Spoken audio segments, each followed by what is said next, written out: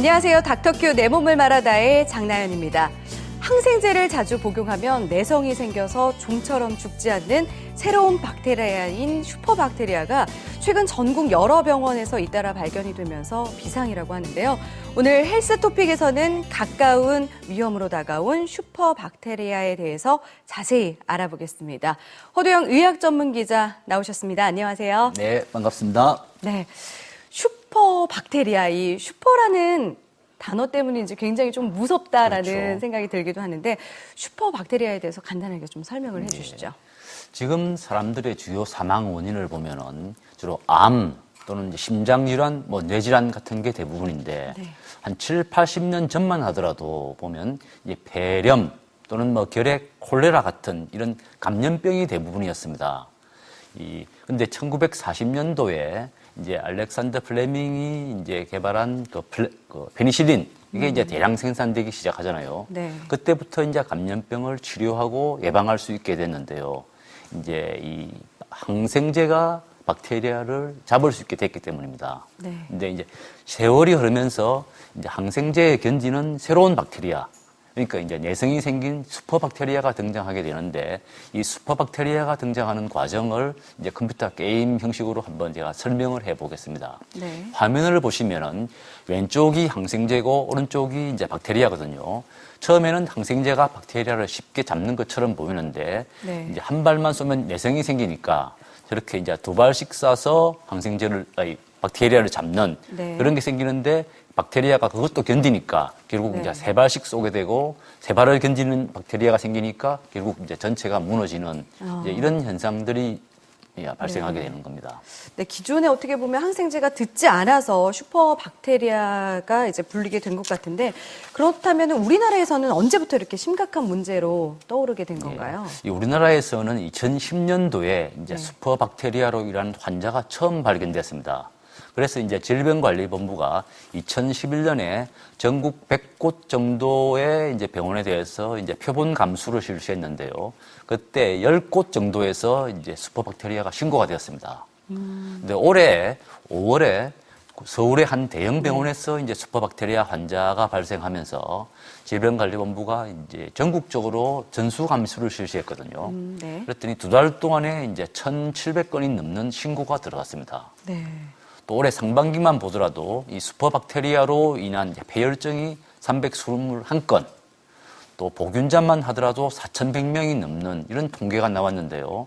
이제 슈퍼박테리아 환자가 우리 주변에 굉장히 가까이 왔다는 측면에서 좀 걱정스러운 결과입니다. 네, 말씀해 주신 걸 들으면 우리나라에만도 벌써 보균자가 그렇죠. 4,000명이 넘는다는 말씀이신데 그렇다면 세계적으로는 또 어떤가요? 영국에 이제 슈퍼박테리아를 연구하는 AMR이라는 연구팀이 있는데요. 이 연구팀에서 작년에 발표한 자료를 보면은 현재 슈퍼박테리아로 인한 사망자가 연간 70만 명. 그러니까 하루에 한 1,900명 정도가 사망을 하는 거고요. 이 추세대로 이제 2050년 정도가 되면은 연간 사망자가 한 1,000만 명. 그러니까 하루에 27,000명이 사망하는 이런 엄청난 무서운 병이 되는 겁니다. 대단하네요. 네. 암보다도 더 무서운 게 이제 슈퍼박테리아가 되는데 대륙별로 보시면은 이제 아시아가 한 470만 명. 네. 또 아프리카가 410만 명 정도로 이제 상당히 큰 수치를 차지하는 거죠.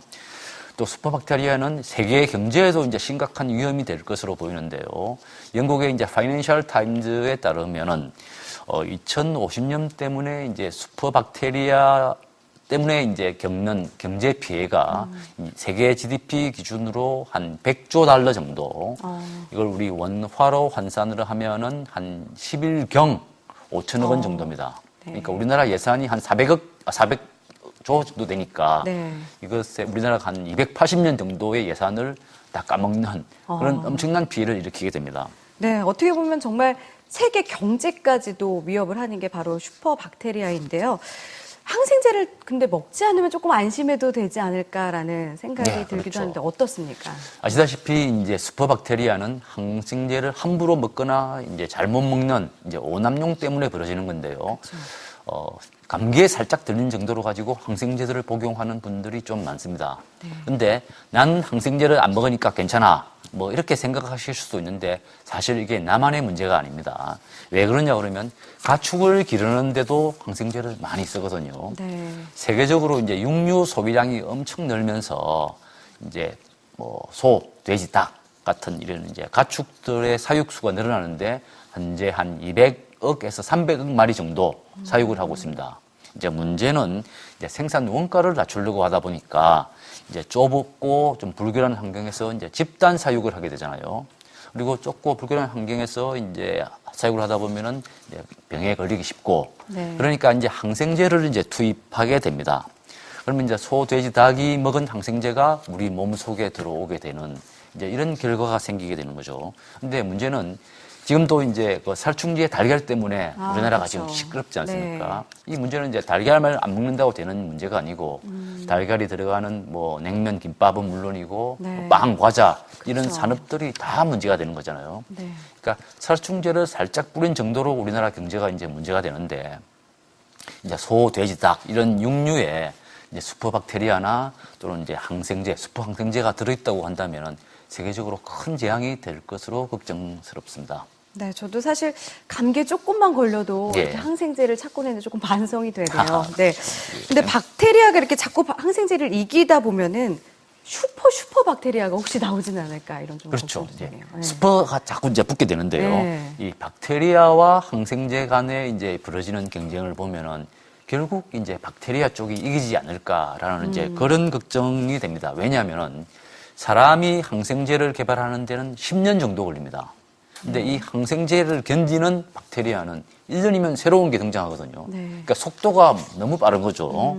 근데 재밌는 거는 이제 이 기술과 생물 간의 이런 경쟁이 일직선으로만 발전하는 게 아니라 새로운 차원이 패러다임이 생깁니다. 예를 들어서 지금 이제 항생제는 이 페니실린 같은 그런 곰팡이에서 추출한 화학물질입니다.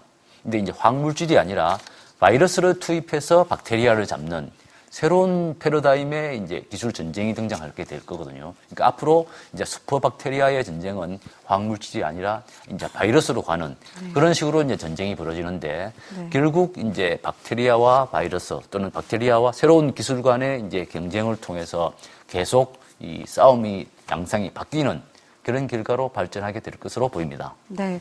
슈퍼 박테리아와의 전쟁이 어떻게 보면 새로운 차원으로 이제 옮겨가는 것 같습니다. 건강 관리를 통해서 면역력을 키우는 것도 참 중요하지만요. 항생제를 함부로 복용하거나 가축 사육에 함부로 사용해서는 안 될 것 같습니다.